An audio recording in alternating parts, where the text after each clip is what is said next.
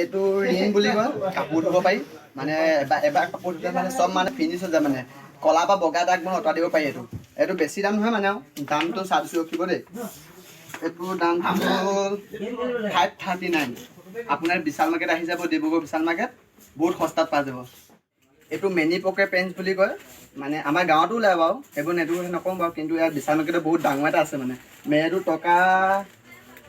টকাটো 399, বহুত দাম আছে, কিন্তু সৰু সৰু ল'ৰা ছোৱালীৰ কাৰণে পিন্ধাবলৈ ভাল আছে। আপোনালোকে ডিব্ৰুগড় বিশাল মাৰ্কেট আহিব, বহুত সস্তাত পাই যাব। এইটো ছানছিল্ক বুলি কয়, এইটো চুলিখিনিক বহিলে বোলে বহুত ইমানটো পায়গৈ দেই। এইটো বেছি দাম নহয়, টকা 198।